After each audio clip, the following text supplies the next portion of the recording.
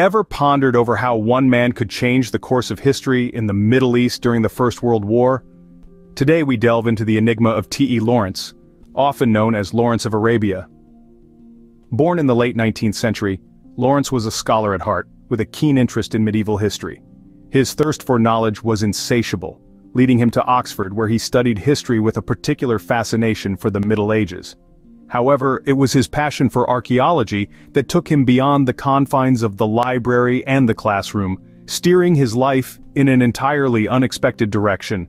The Middle East, with its rich history and captivating landscapes, became his archaeological playground. Here, he immersed himself in the culture, the language, and the stories of the people. Little did he know then that his fascination with the Middle East would lead him to play a crucial role in its history. What led an archaeologist to become a key player in the Arab Revolt, you may ask? Well, let's delve into that remarkable transformation. As World War I raged on, Thomas Edward Lawrence, a British archaeologist and military officer, found himself stationed in Cairo as an intelligence officer.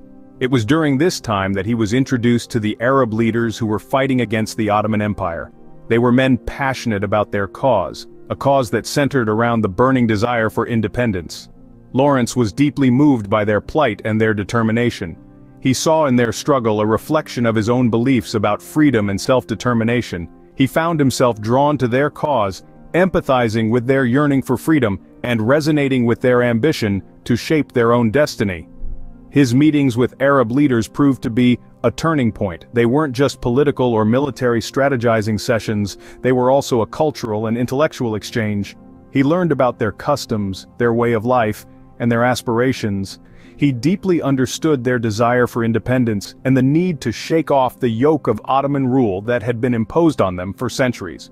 Lawrence was not just an observer or a passive participant in these interactions. He was an active participant, engaged and committed. His belief in their cause was not just a theoretical or intellectual stance, it was a deeply emotional and personal commitment. He saw in them a spirit of resistance and a will to fight that he admired and wanted to be a part of. His decision to join the Arab Revolt was not taken lightly.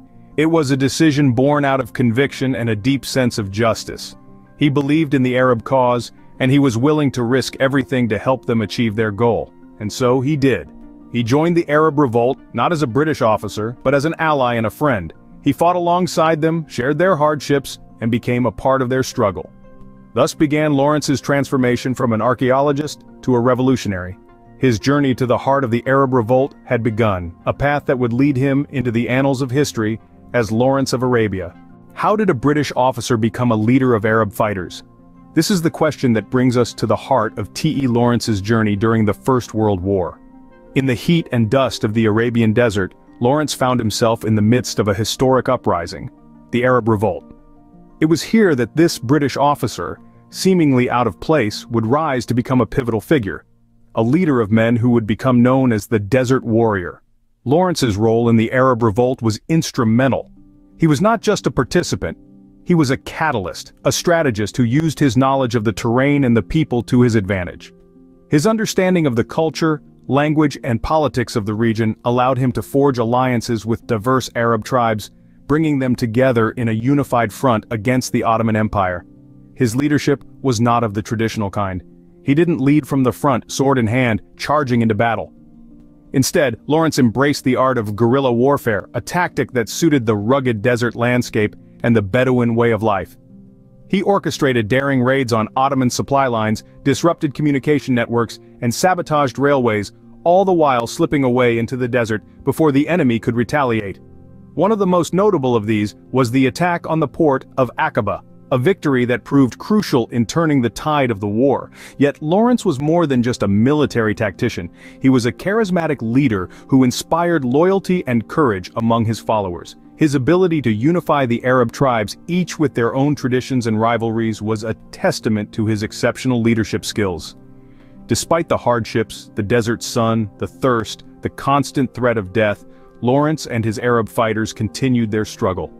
His leadership, his strategy, his sheer will became a beacon of hope for the Arab people. It was under Lawrence's guidance that the desert warriors fought for their freedom, their land, and their future. Lawrence's leadership and strategy became a beacon of hope for the Arab people.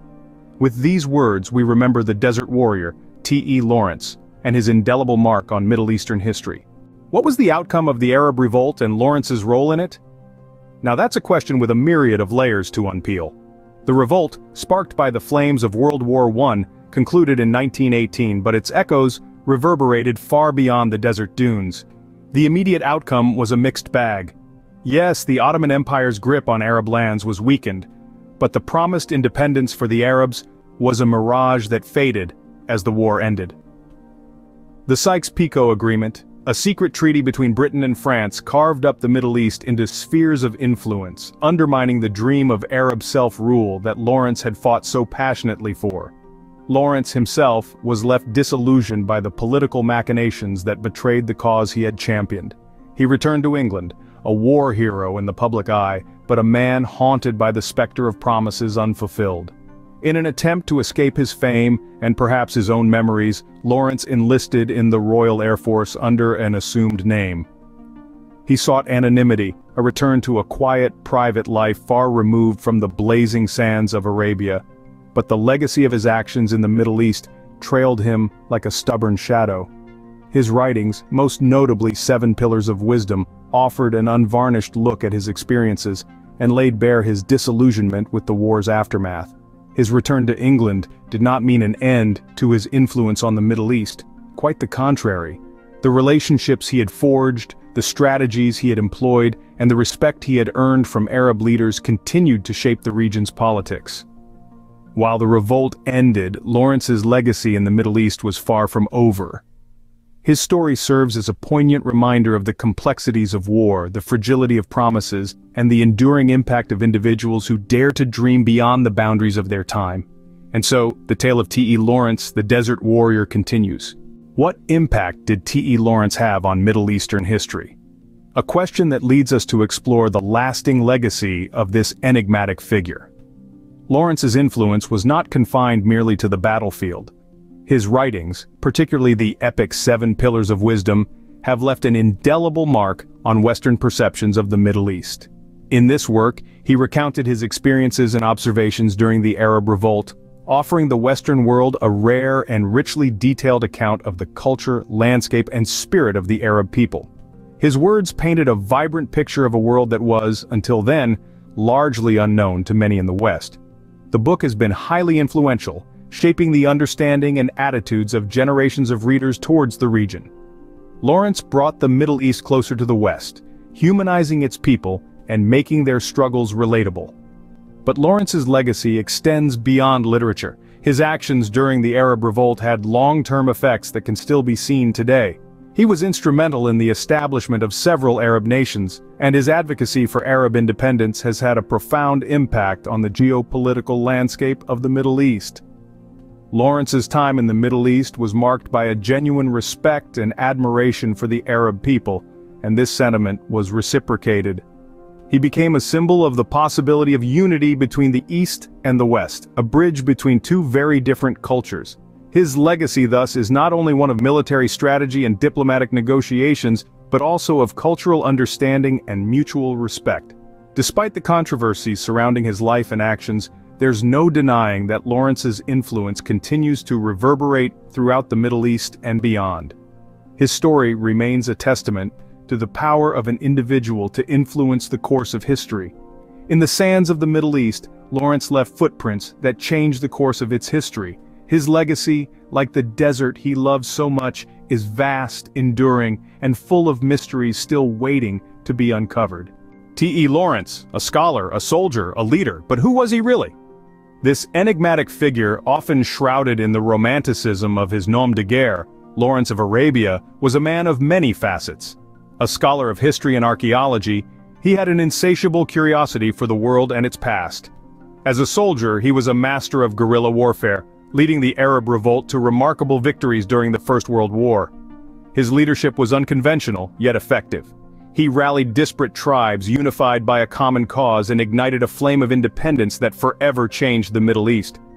Yet his character was complex, a cocktail of contradictions. A British officer who championed Arab independence, a man who sought anonymity yet became a legend.